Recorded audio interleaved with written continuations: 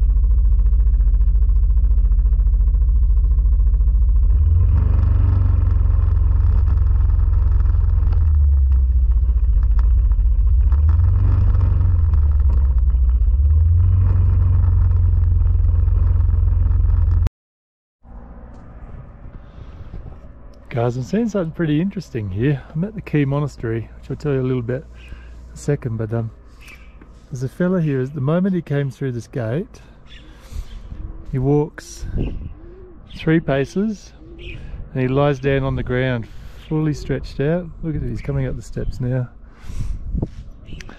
As he stretches out, he'll go into a bit of prayer.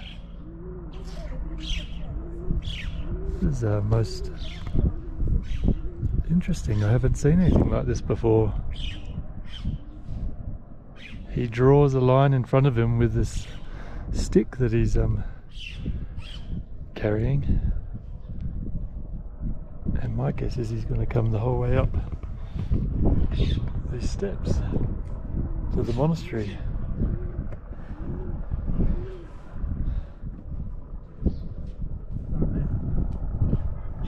I've never seen anything like it.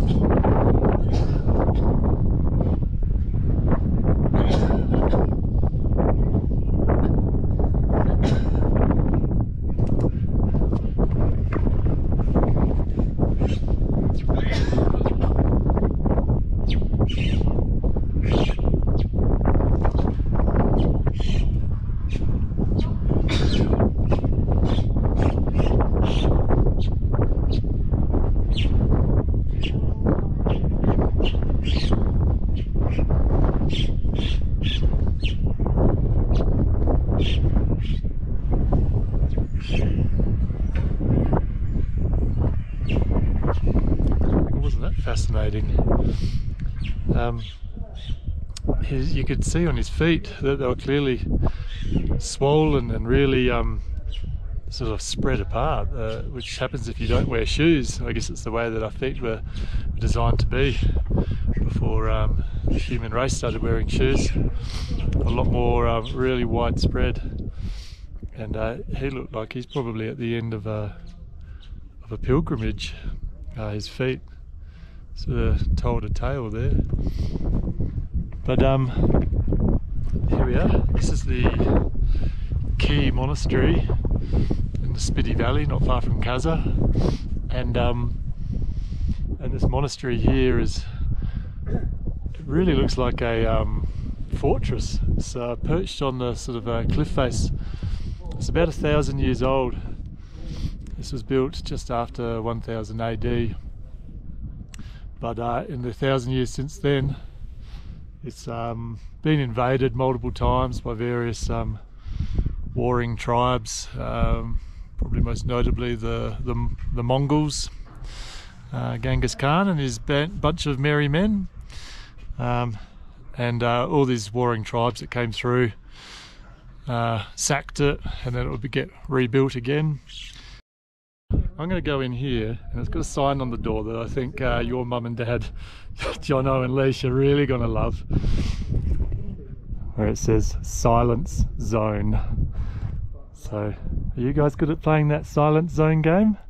Let's go play that game together. I'm not going to be able to talk once we get in here, so let's be silent. Remember to spin your prayer wheels in a clockwise direction only, or it's incredibly bad luck. Okay, Ella and Quinn, here's another one for you. Have you removed your shoes? Alright, if you haven't, take your shoes off and be quiet.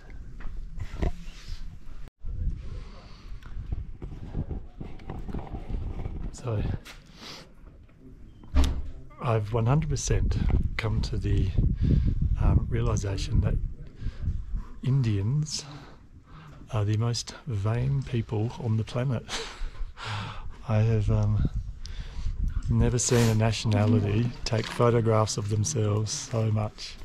So, these four guys here have been here for 15, 20 minutes taking photos of each other. But it's just the most common occurrence you'll see throughout India. I've never seen that many photos being taken of themselves other than a group of 14-year-old girls.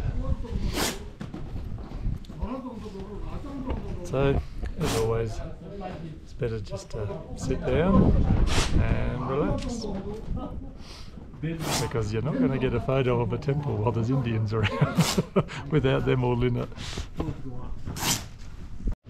This here is the new prayer hall, and over here is the old temple.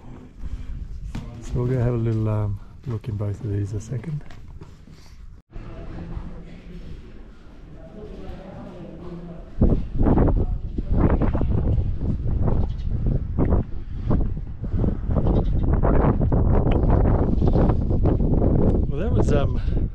That was really one of the more fascinating experiences that I've had. It really was incredible inside there. All these little tunnels, tiny little tunnels, they all go kind of underground, and you kind of make your way through these tunnels up and up, but some of them just underneath, sort of underneath here, and you feel like you're in a little dungeons or something like that. Like, it's just, you get lost in there, and then it's really dark, and then you'll just come across a little room, tiny little room, and there'll be a monk just sitting there in prayer, cross-legged, and then you wander around the little tunnels, come to another little room, there'll be another little monk in prayer. It was really cool. Like, just, it felt really old. Like, we had to walk around in there barefoot, and the floor is just the stone that this is built on, and all the walls and everything, it's just all carved out into the mountain itself. But from 1,000 years of pilgrims and monks living in here, the floor and the walls were just polished this really bright onyx black, and you can see where like monks previously had run their hands across the walls, just thousands, you know, it's just insane, like the amount of touching of their feet on the ground and the amount of hands on the walls to make it go that sort of yeah, I really felt like I was somewhere special in there. There was beautiful artwork and tapestry. Some of it was so old, like it was just amazing that it was still holding together. There's old scrolls and paperwork and things like that, which just hundreds and hundreds of years old. And but what I did find a little bit humorous is, like, you go into this room, there's multiple prayer rooms in there. Some of them are sort of like temples, and you go in this temple, there'll be this beautiful tapestry on the outside, these really intricate bronze statues, and then as offerings, people have like given Kit Kat bars to the gods. So if you go along, whoa, I've stepped back 1,000 years. And then there's a Kit Kat bar on an old god holding his hand out with take a break. So I found that nice, but I'm sure the gods love a Kit Kat as much as I do.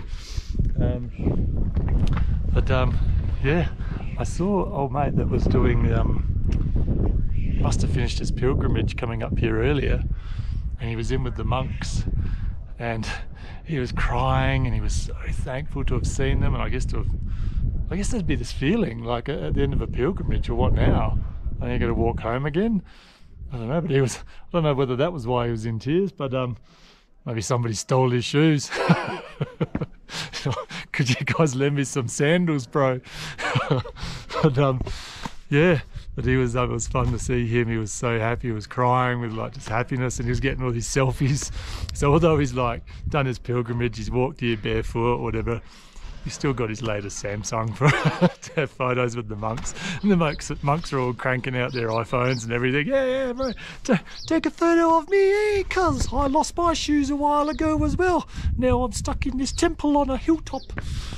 One day someone will bring me some shoes instead of Kit Kats.